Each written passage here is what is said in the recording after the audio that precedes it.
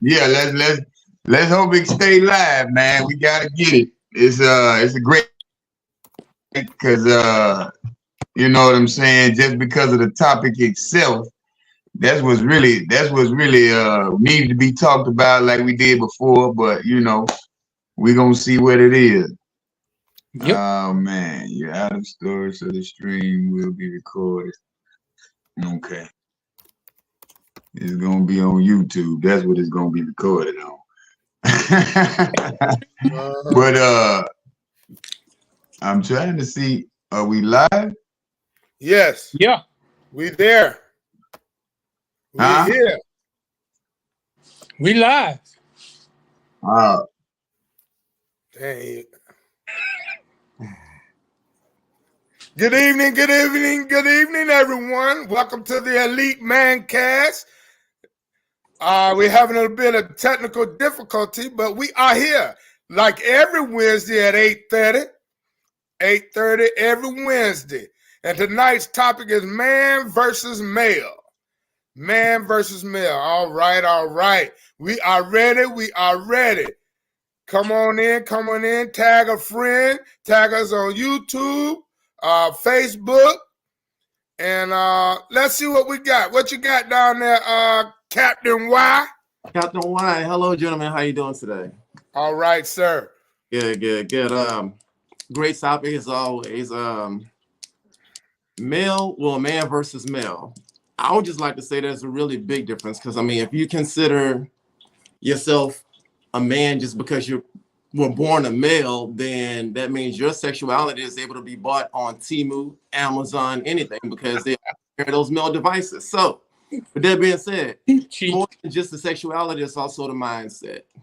What you got out there, Mike? What's up, fellas? What's up? What's up, everybody that's tuning in? Well, man versus male. It's a simple topic. One of the great speakers of the modern world said once, the only thing that separates man from an animal is his mind. Because otherwise, a horse and a pig have the same organs that we do. Now, what separates a man from a male? No, I guess that would be the mind too. We got a Y chromosome. That's what separates us from the females. But otherwise, it's all about the mentality. Either you're on a growth spurt or growth quest or a growth journey to become a man, or you still basically just a little boy in a man's body. Absolutely. What you got, Coach?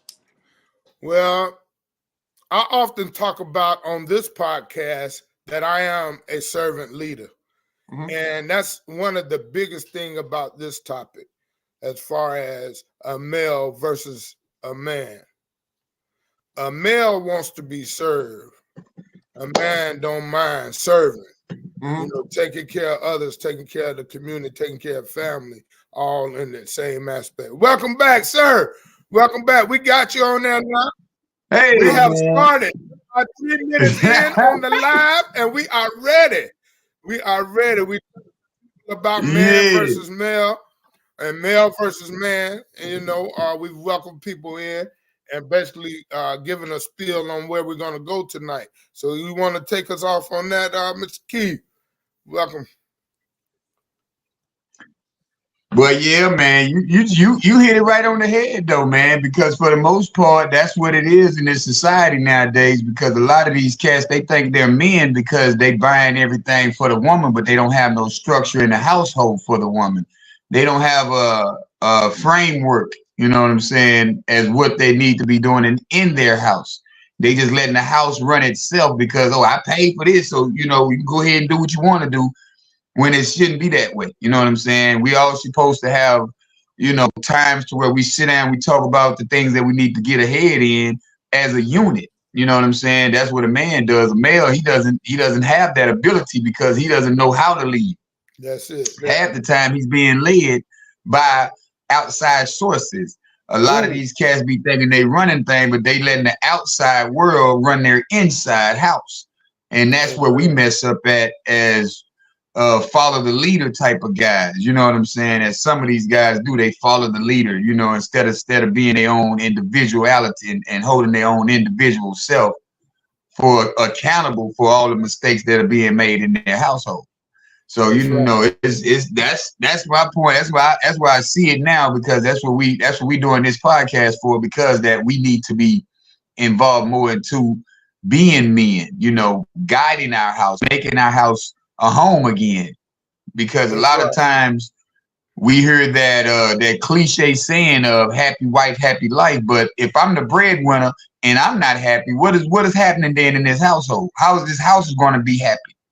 You know what I'm saying? That house can't be happy if that man who's going out to hunt, who's going out to bring back the bacon, how is the household going to be running on a playing field of happiness? You know what I'm saying? So that kind of thing right there needs to be talked about. That kind of thing needs to be shared, because it's got to be a happy spouse, happy house. And a lot of times that we forget about us.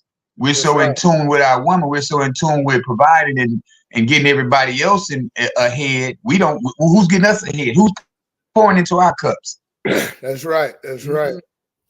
And the rest of the house gonna feed off of you. Your spouse, your wife, your kids, and all gonna feed off of you anyway. Because you're supposed to be the leader. You the fountainhead. You the fountainhead. So that's where it all pours from. That's where it poured from. So that, you know, that I'm glad we chose this topic, man, because it actually is a broad topic. You know, we're talking about the home, but what about the community? What about your workspace? You know, different things like that. We got to be in all aspects of our life. You know, so that's big to me. You know, and being able to lead. You know, okay, you can take suggestions. One thing about it is important to be mission minded. Have your mind on the mission. And you know, be focused on your mission. That's being mission minded. You got to have a spirit of excellence. You know, you want to excel, and you want to be the best that you could be. You know, many of those topics I have delved into over the past couple of years as I have been doing my self-development, you know, my personal development. So those are some of the things you want to think about as you becoming a man. You know, for a long time, I thought I was a man, you know, but actually I was just a male. And I can honestly say that today, you know, because you think you're big and you got it all together, man, but life starts showing up. Life starts showing up, and you just sweep things under the rug. You don't meet it head on, and you just merely existing. Yeah, I'm talking to somebody right now, because I know I've been there, and you just merely exist, and you have no goals. You can't see yourself down the road, and you're thinking you're a man, but all actuality, you're just a male. Right. So you got to be able you got to be able to analyze and look within self, and definitely understand that you got to change some things. You can't just be here existing in the world and not making a difference, wanting to help somebody or be of service to somebody. Yes. Yeah. Nowadays, you got so many people that's trying to tell men what it is to be a man. The problem is, can't nobody tell any man what it is to be a man, because each man has to walk his own journey. He has to find his own path, find his own way. All we can do is give pointers on how to get there, because you got to have a good character. You got to have principles that you stand for. Because you got to have. Oh, I was wondering who that was talking in the background. That's my bad. I'm trying to tag some people in on my phone. Right. I apologize. You need all these things, but yeah, man. It's like in the last few months, well, it's a lot less now. There were all these posts you see going around Facebook, Instagram, what a real man is.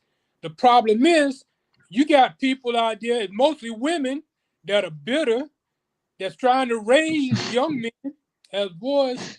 You got to start something. You got to start something, boy. And it just don't work. So now, if you a man, you're going to make up your own mind what you're going to do and how you're going to live your life. Are you talking about like those females that grew up without a dad trying to tell you how to be a man? Yeah. Yeah. Are you Right. talking about females with those male toys, so they think they know what a man's supposed to do because I don't want to pay all your bills and shit? Yeah. So because I don't want to Right. pay your bills, trying to deflect or trying to make it seem like I'm not man enough because you don't turn me on financially. And see, that's what a lot of women don't realize.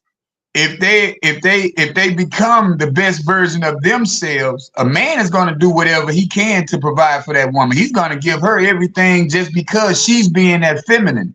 She's giving that womanly atmosphere. You know what I'm saying? She's making that man feel like he needs to be at the house. She's giving him, you know what I'm saying, all the tools that he need at the crib.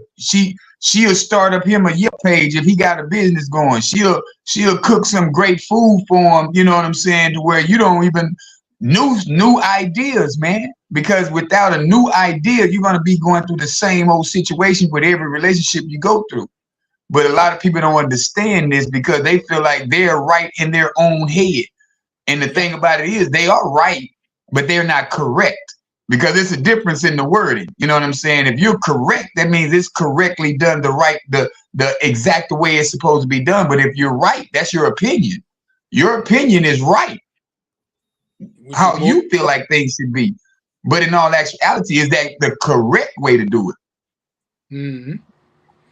You know what I'm saying? So we do have to understand these things as men. And a lot, like you say though, Mike, a lot of men have not been raised, and then a lot of women are trying to raise a man, and she doesn't know the qualities of swinging her dick in public. You know what I'm saying? She doesn't have that quality, so she couldn't tell you how to be a man.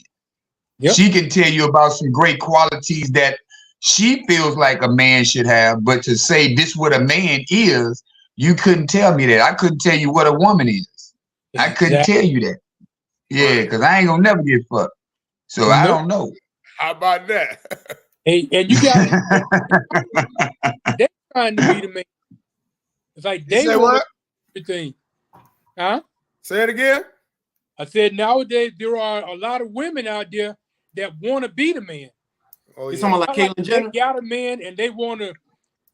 Okay, we're gonna work together, but I'm the head of the household. I mean, these women are actually trying to be the man.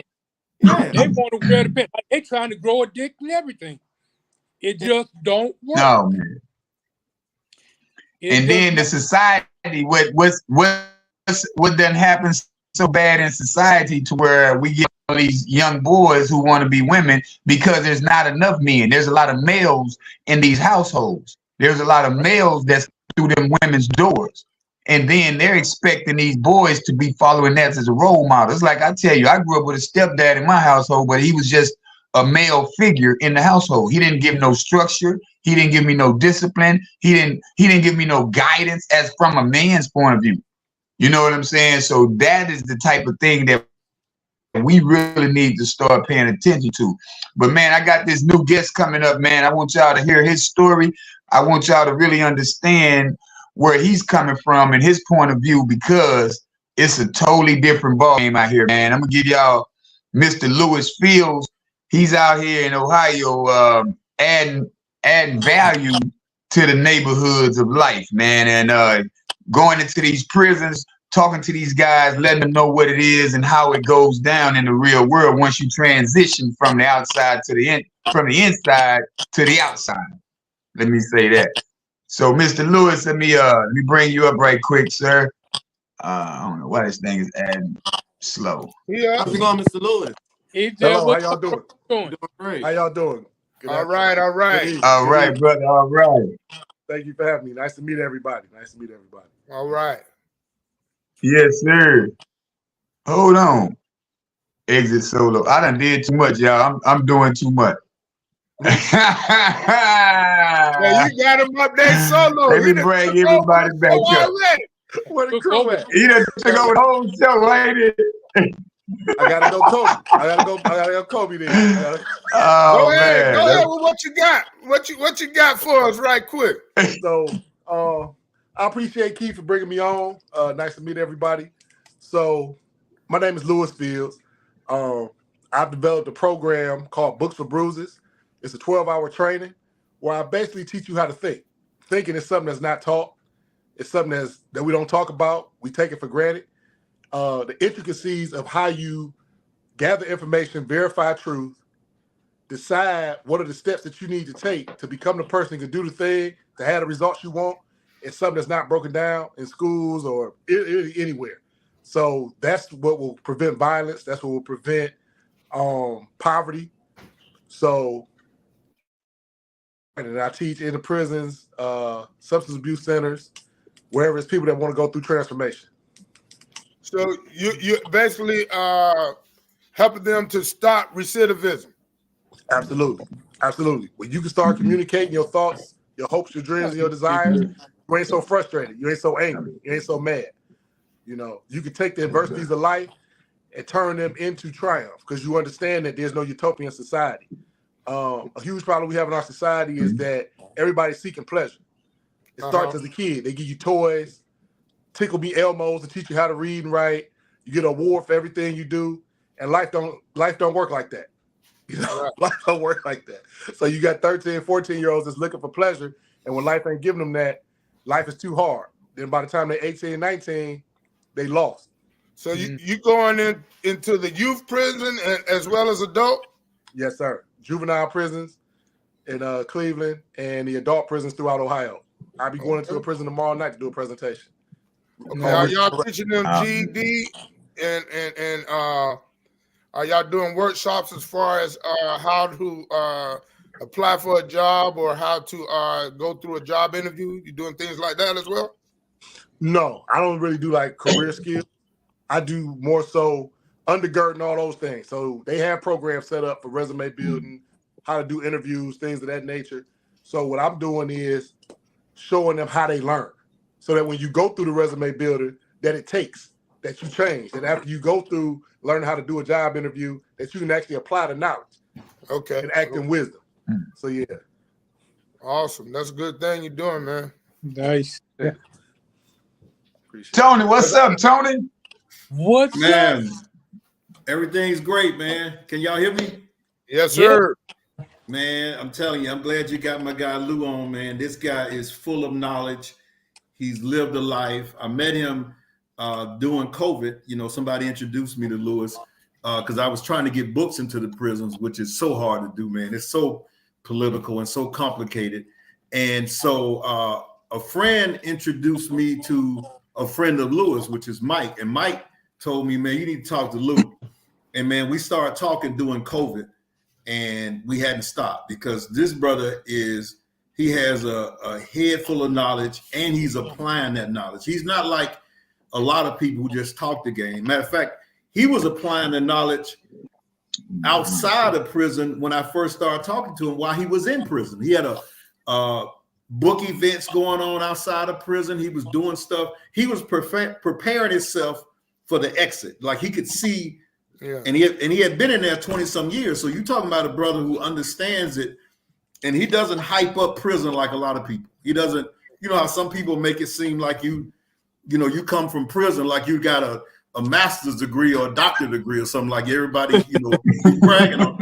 That ain't how he presents it. You know, he's telling you that you shouldn't be going that way. And that's why, I suggest that Lewis can talk to anybody, to any podcast. He needs to be out here, man, because he's living the story. He's sharing the story. And so let me shut up because I want him to talk some more, man, so y'all can find out more about it. I would be remiss if I didn't say this about the books in prisons. I've built a relationship. We was talking about going into the juvenile facilities. So I basically have a floor now with a little pod that it can hold up to 30, 32 men, young men, ages like 17 to 19, and they let me bring in books. So long as they paperback books, y'all can send me books, I can bring them in. We can flood them in there. Hey, I got one. Paperback, as many as you can bring. I just be bringing them stuff, just stash it off my own shelf. Just bring it. If it's paperback, I can bring it in. All right. I got one I want to suggest to you, a personal friend of mine. His name is Lester Young, and he owns, he's the CEO of Path to Redemption. Path to Redemption, that's the name of his company. His nonprofit is Path to Redemption. Lester did 21 years in prison, and he came out. He's already done a TEDx talk. He has a book called 5 Steps to steps to incarceration or something like that. But you might want to reach out to him. What's his name? His name is Lester Young. Okay. He's out of South Carolina, Jasper County. Okay. But, he lives here in Columbia, South Carolina now. Okay. He just did a TEDx on November 4th. I actually tagged him in the beginning. I'm not sure if he's gonna come on, but I'm gonna check him out. You know, good. He's a good guy. He got books in the prison already. So his TEDx is on YouTube now? Yes. Okay, good. Mr. Lewis, is there a reason they have to be paperback, or they don't allow hardback in jail, or how does that go? Well, the hardback, they can manufacture weapons. They always manufacture weapons. Yeah. Damn. Wow. Certain materials. Make a shank out of the hardback. Yeah. They can manufacture weapons, manufacture certain things. So yeah. So you gotta Yeah. But yeah, I hope y'all can link up. So Lewis, how long you been doing this again? It started. I was released in 2021, October 12th. I was already doing my program in there, teaching for about 4 years prior. Before that, I was running, like helping other people run their programs. So I've been facilitating programs and giving knowledge probably for like a good decade now, altogether. Wow. I've been doing my own thing now for about 7 years. Awesome. Yeah. Yeah, it's definitely challenging, man. You know, I haven't been in prison, but I've been locked up a lot of times, you know.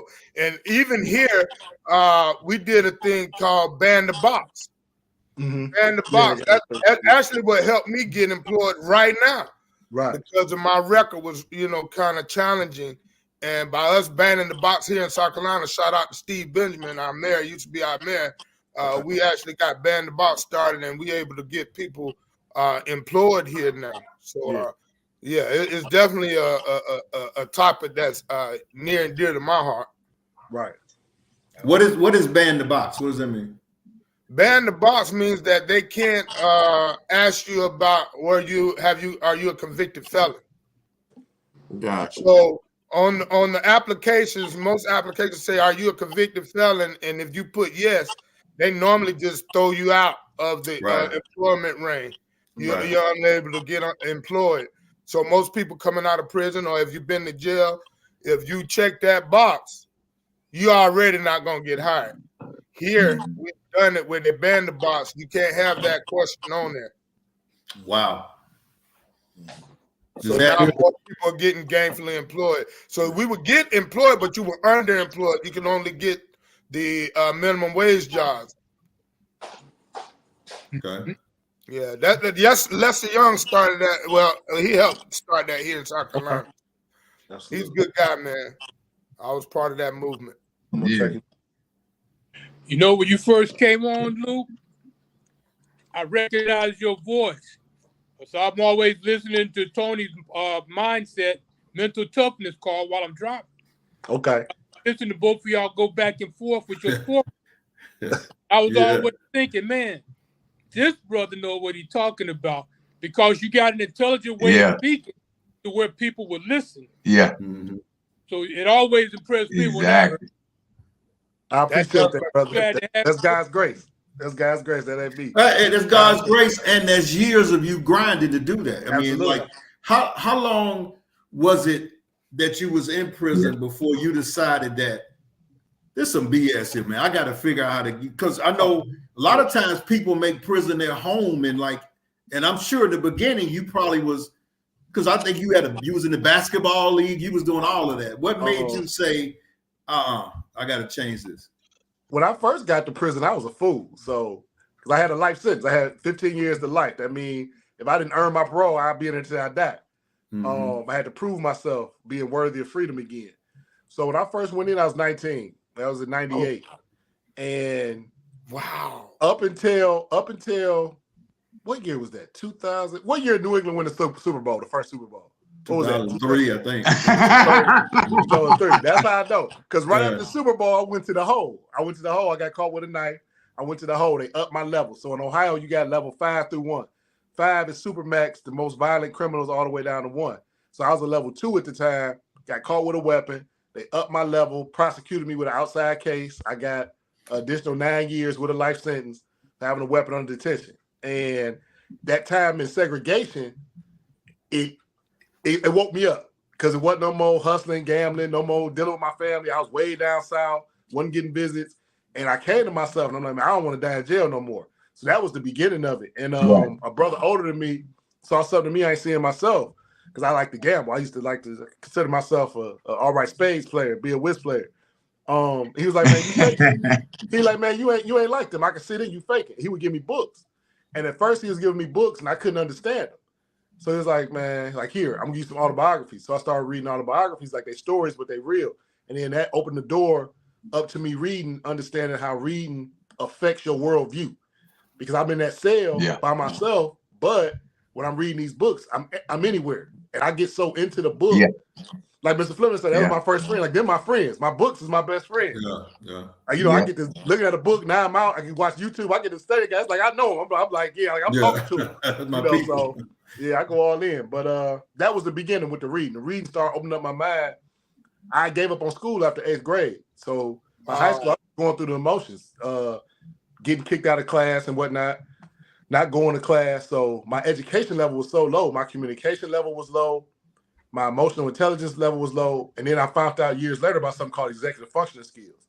So executive functioning skills have to do with your ability to problem solve, frustration tolerance. So you're on your way to work.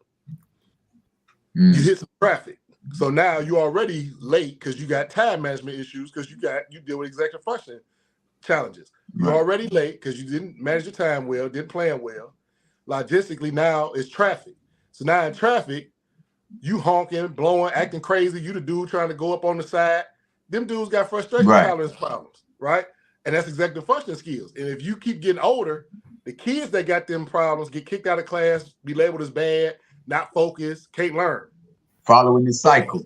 Yeah. Right. And then if you don't die, you get older. So now that. So you wonder, you be like, what was that lady thinking when she did that? Is she on the news, right? Hanging off the side of the thing, trying to drive right. That's what that is. And we deal with it all the time at different levels and different varying triggers that trigger those things. So executive functioning skills are very important because it's everyday routine interactions that people struggle with. Your spouse might struggle with it. And you think, oh, she messed up. Or either your brother, he messed up. And it's executive functioning skills. I would challenge everybody to look that up, start checking it out. It's a book called Changeable by a doctor named Ablon, A-B-L-O-N, Game Changer. I beg everybody to read that book because you're going to learn about yourself, you're going to learn about everybody else around you. Yeah. It's good. And what's the name of the book again? I'm telling you, man, it's a lot of things like you said when you're in that prison cell. Yeah, Changeable by Ablon, A-B-L-O-N. Yeah, you look up on that was my thing too. I had did 2 years. Okay. You did 2 years? Yeah, and then that was John Grisham. John Grisham was my friend. Okay. I've read some John Grisham before. Yeah, but that's the thing. We got to encourage people to read, encourage people to self-develop, because it's big. Sometimes we get stuck. We get stuck in a lifestyle, stuck in tradition, and we don't want to take the initiative to be better. And I think that was the word that changed my whole life. Initiative. I had to go through a counselor. And that's one thing I want to share with people too, that it's okay to get help. It's okay to get help. Whatever kind of help you can get, professional help, When I got professional help, they taught me, I knew the word initiative, but I didn't apply the word initiative. Once I applied the word initiative, taking initiative, and I knew exactly what it meant, I was able to change my life. Because one thing I always say is your life won't change until you change your life. That's real. And that's learning. Like we know a lot of words. We got awareness of a lot of words. If I don't understand what the word is, how it applies to me, and how to execute, I don't know it. And we lie to ourselves. We got a lot of people, we just lie to ourselves with all this minutia, and we don't know that. And then we follow all these cliche sayings about, I'm a tough guy. I got to prove myself every day. You're thinking that you really being a man when you really haven't even did the work to be a man. You know what I'm saying? It's like you said, you dropped out of school mentally in the 8th grade. After that, you were just going through the motions of going to class and coming to school. So we had those type of examples. Now, how many of your friends followed you down that same path? Because they thought they felt like you were the tough guy. Listen, in 6th grade, our 6th grade teacher took us on a field trip to the city prison, to the city jail. And she told us, it was probably like 18 of us in the class. We was like the worst class. Because like in 6th grade, you're supposed to go to Cedar Point or whatever. We didn't get to go. So she said, this is where y'all gonna be. Three dudes out of that class, including myself, ended up in that prison. Wow. Like, you know, expectations is something. Yeah. You know? Exactly. She didn't go tell us, listen, y'all ain't gonna go on the trip, but I know it's better than y'all. I know that y'all can work it out. I expect y'all to figure this out. Nobody was telling us to figure it out. Nobody told us. This is what you gonna be right here. Said, this is where y'all gonna be at. Three guys. So you like, I guess that's what I'm gonna be then. That's what she said. Wow. You don't agree with it. We gotta expose the kids to something different. I like the fact she took y'all to the prison and all that, but why not take y'all to the museum? You know what I'm saying? That's the thing that I'm trying to do different. I understand what she was trying to get at, but why not take y'all to the state house, the capital of Ohio? You know, different things like that. So you got to be exposed to the difference. You know what I'm saying? That's what we got to do different today. Different side of living. Hey, Lewis, was the teacher white? Huh? Was that teacher white? Oh no, she was black. Oh, okay. She was black. Oh no, she's a sister. Yeah. And it's a good idea. That's why she understood. Yeah, that was the reason she understood them. Yeah, it's different ways though. You don't always got to show them. Well, the question is this though: as a child, who wants to get kicked out of class? Who wants to not do well? So it's clearly a gap in comprehension and communication. It's a gap in your ability to execute according to behavior. So execute according to commands. So as a child, you're getting a lot of commands thrown at you. Mm-hmm. And if the child can't execute the command, you know, lights out, we're going to bed, sit down, whatnot. It's not that the child is bad or the child is a problem. The issue is the child has a communication problem. And that's what we miss. Because you got a whole bunch of adults. You got that guy that you always argue with. You don't even want to talk to no more because everything end up being an argument. He get emotional. Yeah. You got a girl. She always emotional, always argument. You can't say nothing. And then you don't even got to criticize them. Just say something that they don't quite understand. And the first thing hit that trigger mechanism. That's the child. That was that same child when they were younger. So when you have adults with limited understanding of their job, that teacher had a limited understanding of what her job was because she wasn't trained with. Right. You don't take your kids to no prison. Right. Scare straight don't work. Right. Yep. Like you said, what you do is you take the kid and you start breaking down basic vocabulary. Like you said, you knew the word, but as an adult, you had to learn what the word meant and be able to execute upon it. That's how you learned. Yeah. The teacher was screwed up. She didn't know what she was doing. That's why the kids is bad, the teachers is bad. Mm-hmm. They don't understand their job. Their job is to develop young men and young women, not punitive punishment. That's for deficiency. I'm going to school to overcome a deficiency. Do your job. Right. And if you don't know your job, that's the way. The other week we was talking about mental, I think, and I came across the word alexithymia, whatever. How we came across it, and I took it back to school and talked. I showed them kids. I was like, look here, you need to know this word so you can be able to express your feeling and how you feel. You know, that's alexithymia. Say it again. Alexithymia. Alexithymia. That's it. Alexithymia. All right. So tell me what does that mean? I don't know. See what I'm saying? Alexithymia. When you're emotionless and you don't know how to express your feelings. You don't know how to understand someone else. Alexithymia. Yeah. Well, spell that for me. ALEXTHYMIA. Yeah. Yeah, I can't understand what you feeling.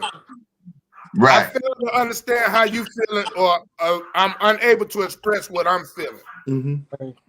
A lot of us, I'm emotionless. A lot of young people go through that. Mm-hmm. Yeah. So and it builds,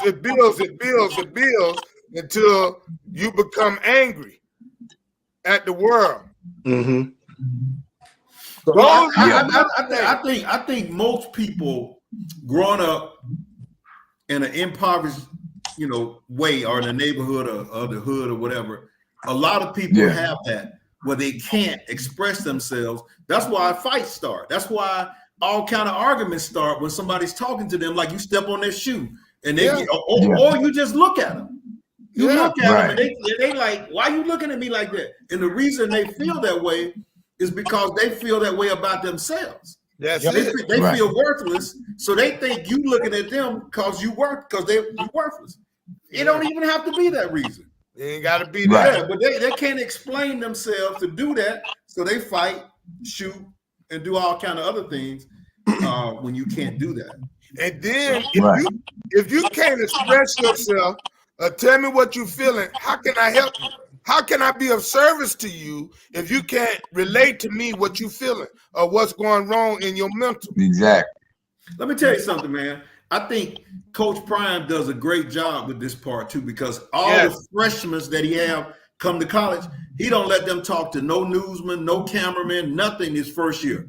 He's training them how to express themselves in an interview or whatever. So that second year, he let them take the microphone. But that first year, he's not letting nobody talk because he knows that that person can't express themselves. I'm gonna tell you, man, one of the biggest challenges that Michael Vick had was expressing himself. Yeah, he didn't change that till he went to prison, started reading more books. But when they used to interview him, Mike couldn't really say what he really was thinking and how he really was feeling. He just couldn't do it. And I think a lot of people like coaches, like I don't know how many coaches do what Prime does, getting these guys trained and make sure that when they talk on the microphone, you hear those guys like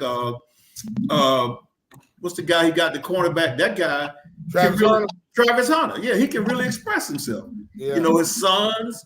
But if you can't, he's not letting you grab that microphone, man, because he know how ridiculous you can look. He'll tell you he's making boys to men. Yeah, it's not just about football. He tell you that. Mm-hmm. And to speak to the subject about man versus male, manhood has to be trained. It's not intrinsic. Right. Identity is not intrinsic, and value is not intrinsic. No, that's a mistake. Right. To believe that every human being has an intrinsic value like meter or understanding of value or understanding of identity. It's not true. Identity is made up. Identity and value are both a mindset. Yeah. Right. That's the reason why an environment can shape your identity. A person can tell you something enough, give you an expectation, and it'll shape your identity. So male, you born a male because of your genitalia, because of biology. Now the manhood, the man part, has nothing to do with paying bills. It has nothing to do with those things, because this is a nice study. I'm sure y'all have seen this before. Get a group of young men together and you ask them what's a man, and you start writing on the board everything they scream out. And then you start going through the list and you say, well, can a woman do that? Or let's cross that off. Can a woman do that? Let's cross that off. Can a woman do that? Let's cross this off. And you left with nothing. Right. You, by the time you done went through the board, you ain't got nothing on the board. Don't nobody know what it is.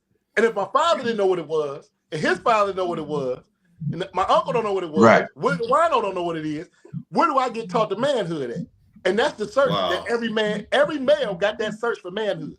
That manhood is only found in your relationship with God, the image that he is. Yeah. That creativity and that provision through your creativity. If you're not creating something, check this out.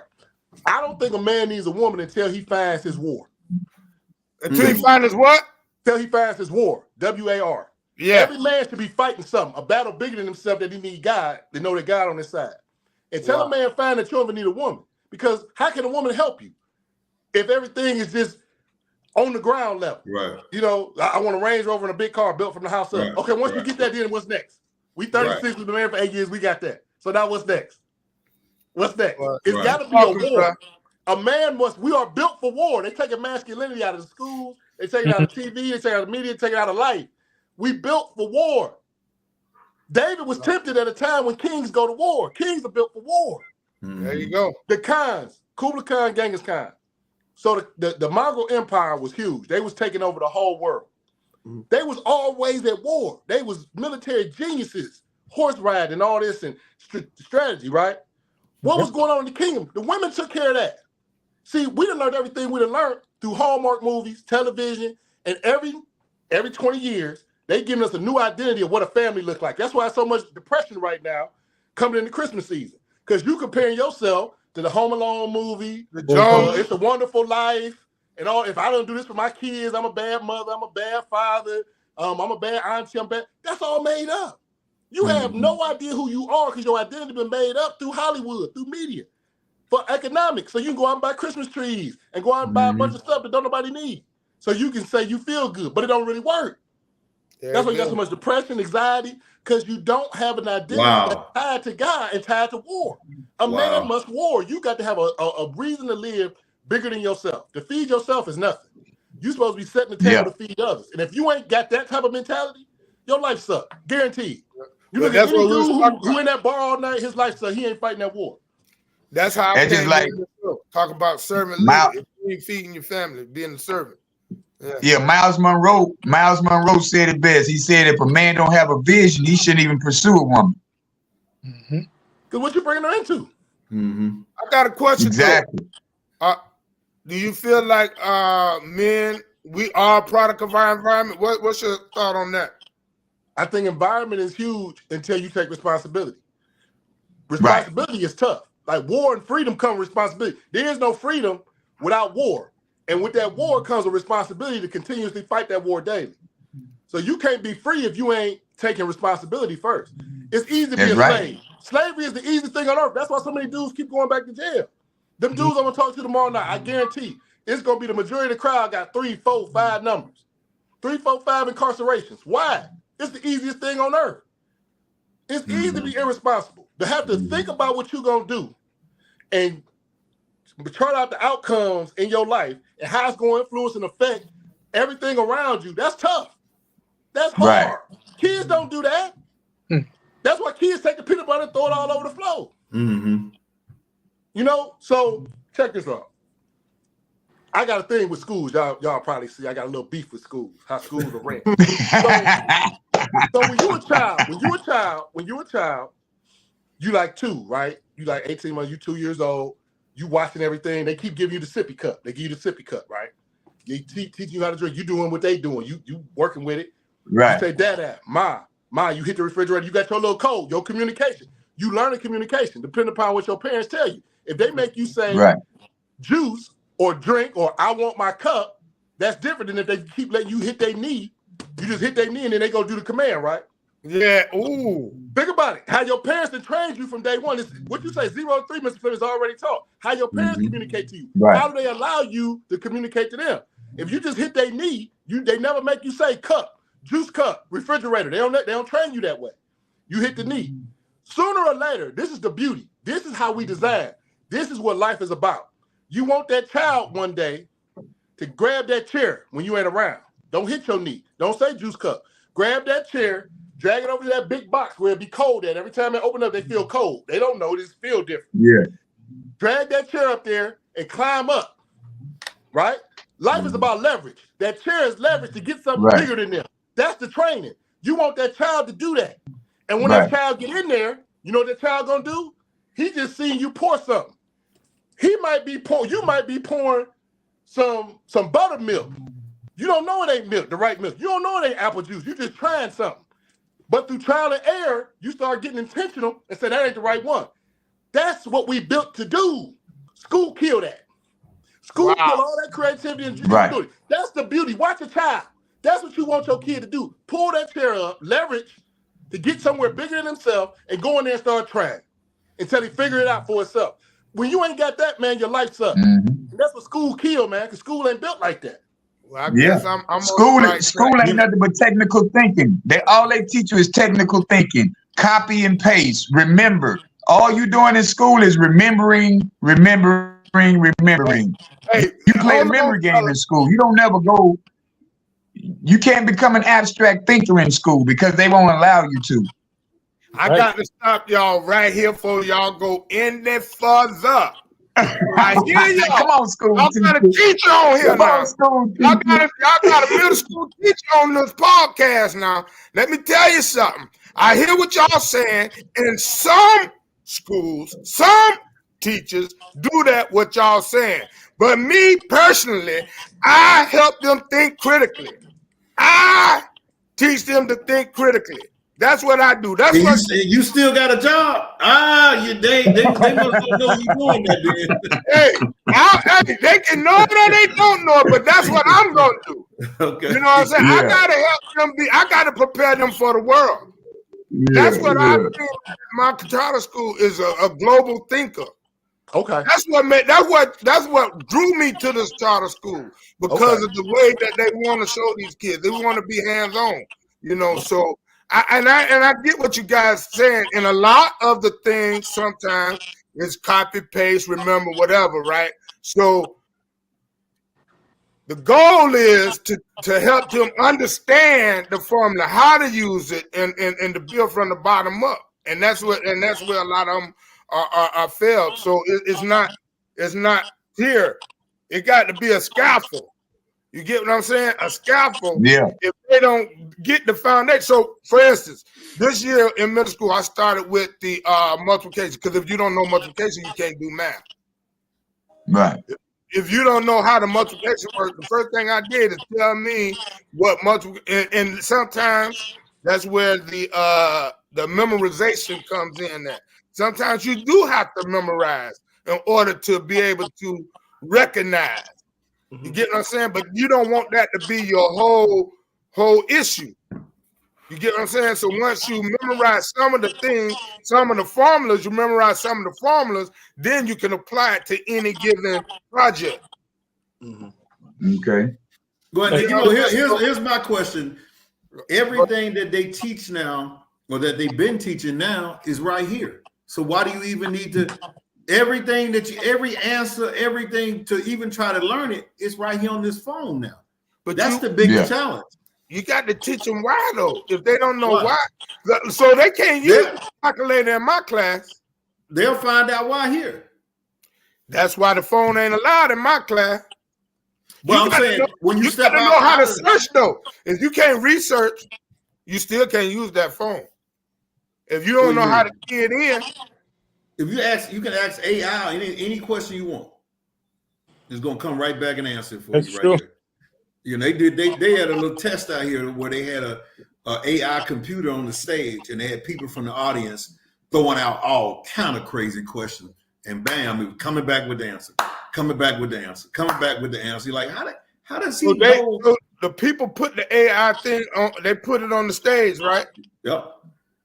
So, and they already had it pull up, but one person, they got to know how to get to the AI, right?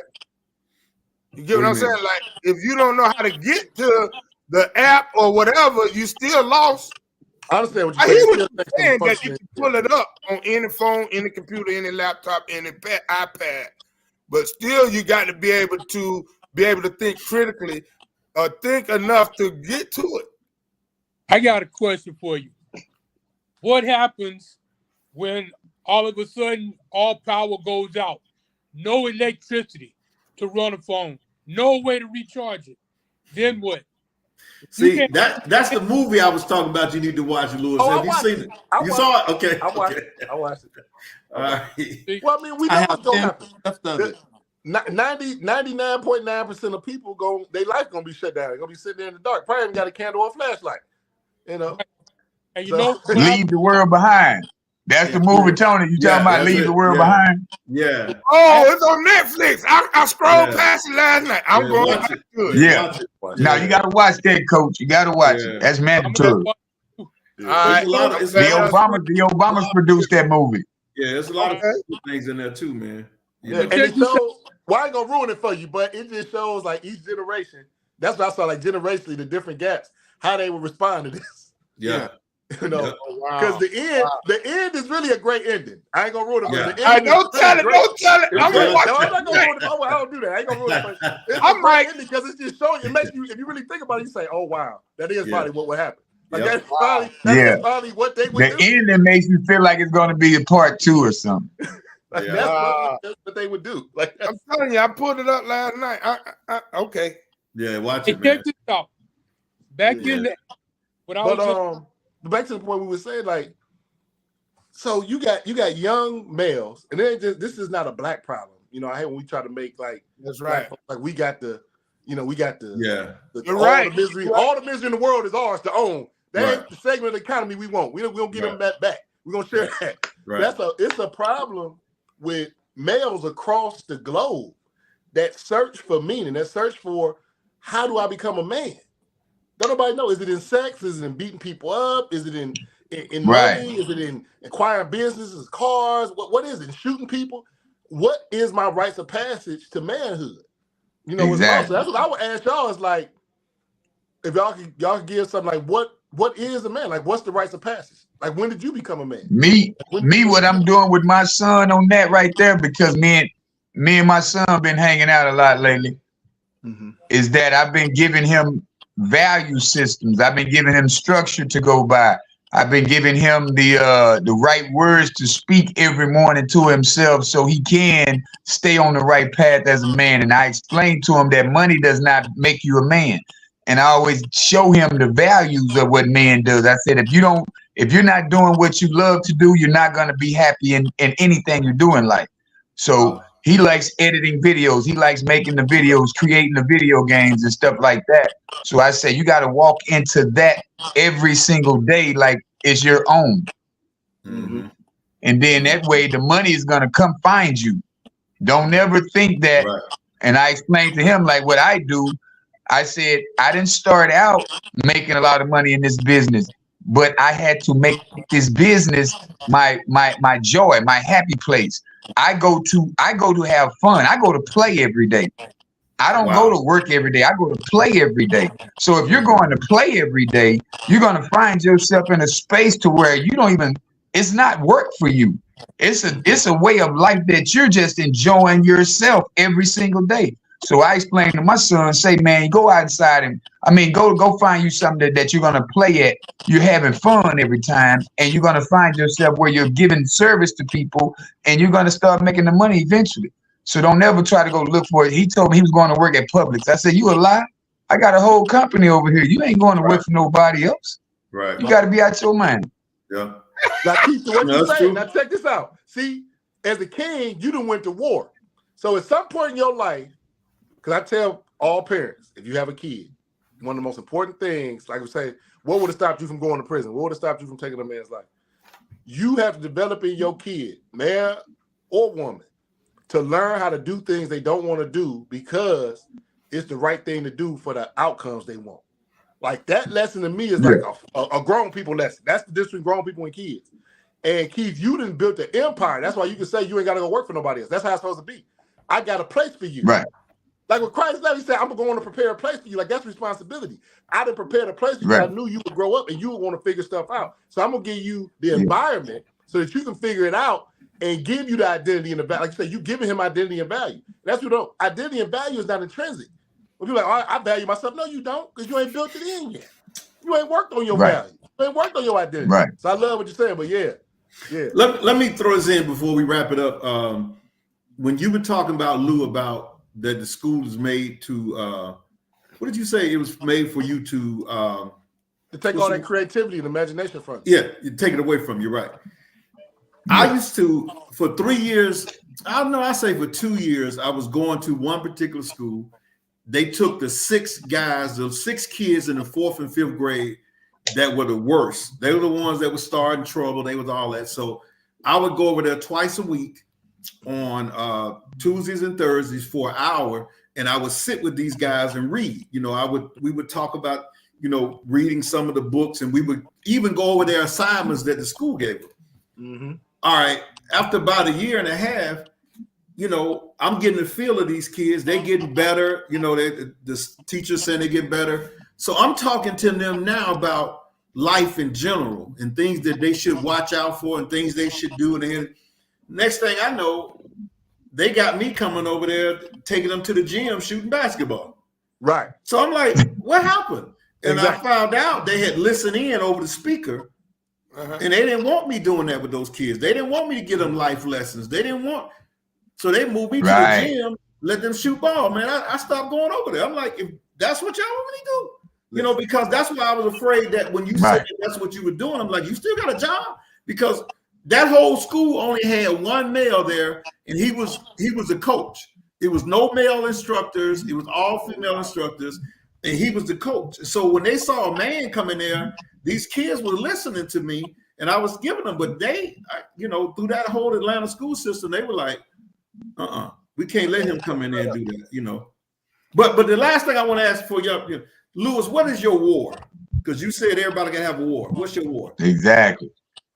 My war is that I believe through reading, being able to comprehend and read, that you can make crime go away. I can make crime dissipate. We can actually prevent crime to the point of 0% if everybody would adopt reading as a discipline. Not reading for joy, not reading for some grades in class, but when you make reading one of the principles of your life, brothers talking about principles and values of your life, that right there will prevent crime.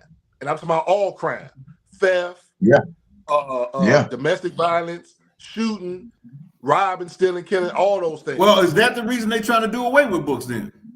Absolutely. It's a war. Well, it's certain books. Because they don't mind you reading books that's nonsense. Some nonsense. Yeah. Dr. Seuss, like I got to be with Dr. Seuss, Cat in the Hat, that crap. Think about this. Why would you give a kid some nonsense? Why would you teach? We know a kid's mind from the time they're born, they take their first breath to the point where they get to be like about 4 or 5. I mean, they're just a sponge. Whatever you teach them, if you teach them 5 different languages, they know 5 different languages. So these are educated people, right? All these people went to college. They done all this behavioral science. They know exactly what they're doing. Why would you ever hand a kid a Tickle Me Elmo to teach them the alphabet? What was they doing before Tickle Me Elmo? Why can't we read now? The kids are distracted by Tickle Me Elmo because Tickle Me Elmo becomes what? A trigger for reading. But see, when I get this contract and I got to read this contract, there'll never be a Tickle Me Elmo there. There won't be a talking cucumber. There'll be no singing bear. Right. It's a distraction, man. It's a distraction. They don't need none of that. Yeah. You can give them Think and Grow Rich at 3. By the time they 5, they'll be talking about, you know, you got to get the whole market share of the lemonade stands this summer, and I can do a bike washing company. By the time they 10, they'll be made their first 100,000. But you know the powers of me. That's why that's not happening, right, man. Listen, they distracting the kids the same way they distracting the adults. We got our toys. We looking at cats fighting snakes. We looking at pictures of feet. Whatever come across. We looking at this, that. It's a distraction. It's a setup. It's a setup. A straight up setup. Yep. They setting us up for failure, man. Like I said, getting used to doing stuff, getting a habit. Like you said, you playing now. You didn't always feel like that. Something had to happen. You had to become that person to understand this is the game. This is the real game. Exactly. And now you take joy in it because you went through the pain threshold. That's the thing. It's a pain threshold that everybody got to pass through. Success is not intrinsic. These things got to be taught. And that's what they think about teaching through books. That's how you teach these things. You teach identity. You teach value. You teach principles. You teach integrity. That's got to be taught. That don't just come. By nature, we're going to take the path of least resistance. If I tell you I got your stuff, I've got $10,000 from you. I tell you I'm going to pay you back with interest over the next 6 months. I want an excuse. You understand what I'm saying? The average person, without built-in value, character, principles, discipline, I want to come up with an excuse. Man, you know, COVID happened, this happened. I don't want to give you your money back because I got your stuff. The human nature don't want to do it. You got to fight that. You got to fight that. That's the war. The old man versus the new man. But my war, though, my beef is that people can't read and people can't think. We need to go back to a time when we call people stupid. This is going to sound politically incorrect. We need to go back and like, man, that's stupid. Because if I don't tell you it's stupid, that's it. Well, you got a challenge. What the heck is a challenge? Right. What does that mean? Right. I don't know what that means. That's something. What is that? Something ambiguous? You got a challenge. No, that was stupid what you did. So I know what stupid is. I know how I feel when you say it. So I know, well, I don't want to be stupid. So now, I got a contrast. So now I can sell you on an idea. I can't sell you if it's a challenge. It's just a challenge. What is a challenge? He got some challenge. Right. He's stupid.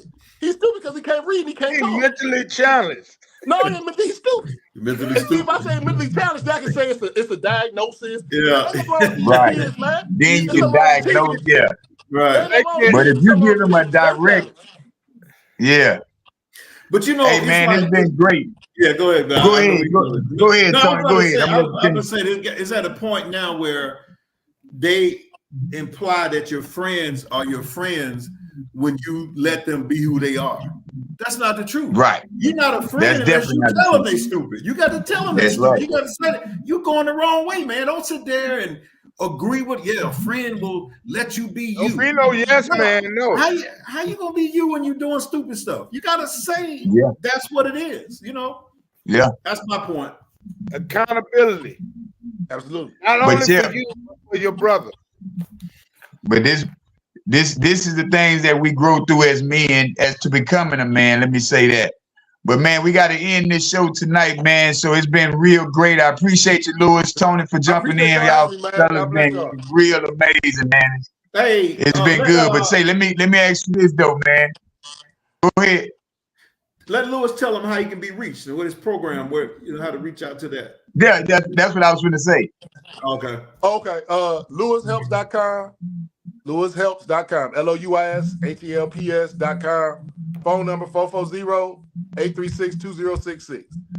If you got some books right now, what platform? Huh? Instagram or Facebook or what I ain't using them yet. So that's just they ain't really up and running. LewisHelps.com. Okay. But LewisHelps.com and the phone number. You got any books, contact me.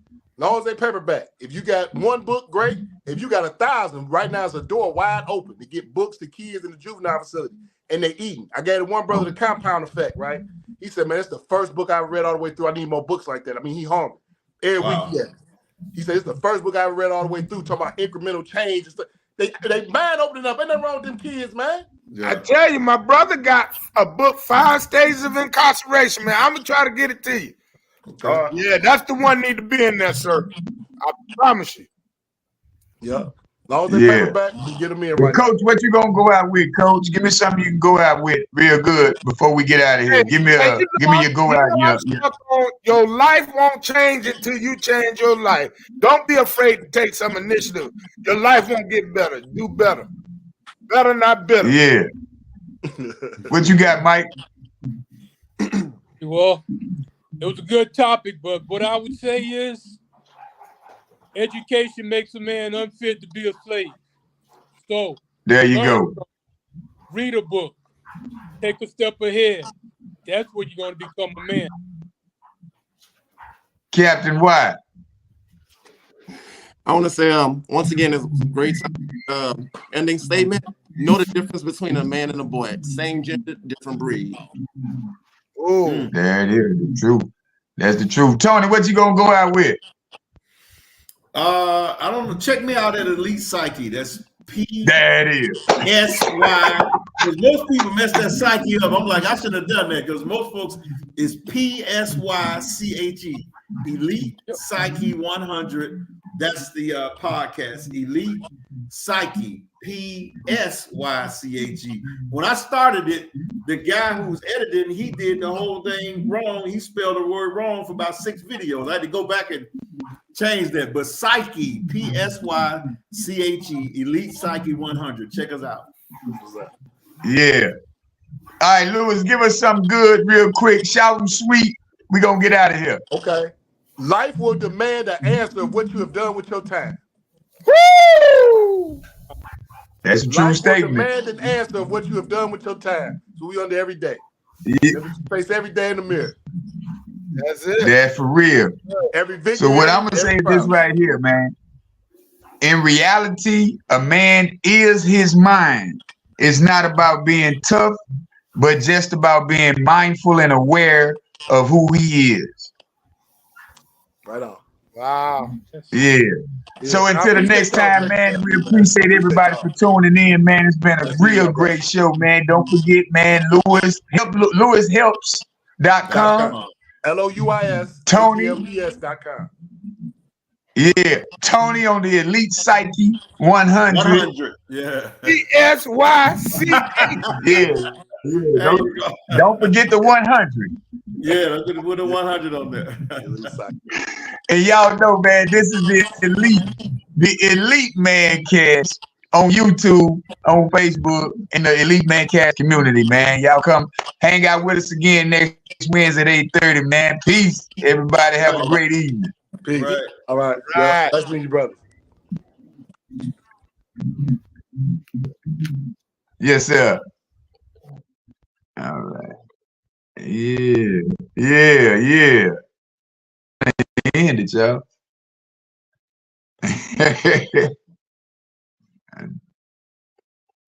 Yeah, it won't go on.